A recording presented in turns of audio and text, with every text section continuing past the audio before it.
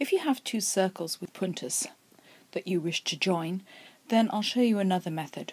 You can still use the waste yarn method, in which case you would stop one round shorter than this, not working that last part of the garter bump.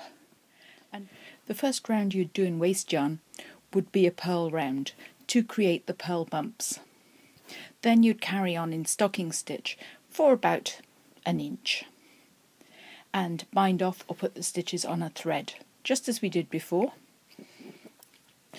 Then you'd take the other end that you wish to join to it, and this one you can complete the last garter bump and apply a stocking stitch waste yarn collar about an inch long. Then you take the two pieces off, then they'll be off the needles by this point, with the waste yarns held down inside the tube here, and then you can take a fresh piece of yarn and graft the stitches together just exactly as we showed before. Another method that we could use, and I'm going to show here, is joining them with a 3-needle bind off. I've divided my stitches onto 3 needles so they have approximately similar numbers on each needle. I want to place the two pieces of fabric right sides together, so I'm going to flip this one inside out, and I've still got my working yarn attached here. Now I'm going to pull the first one inside the second. I'm looking for the same start of round position. So I'm going to bring that down inside.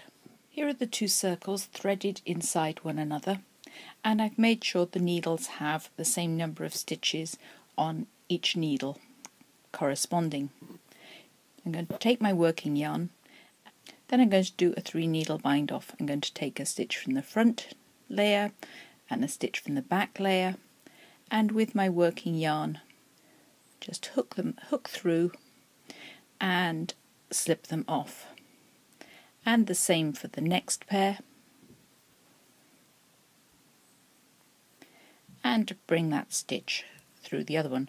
I could use a knitting needle in place of the crochet hook, but the crochet hook speeds things up quite nicely. I'm just going to work all the way around the circle, and then we'll take a look to see what the join looks like. And I'm making sure I keep my chain stitch that I'm creating fairly loose, because I don't want this one round to tighten things up and affect the elasticity of the cuff as a whole.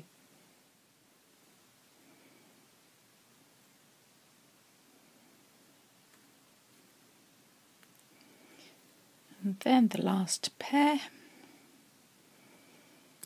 let them off the needles and bring the tail through. That can be neatened, and now let's look at the join. It's really not bad, so if you don't fancy the grafting, then you can use 3-needle bind off instead.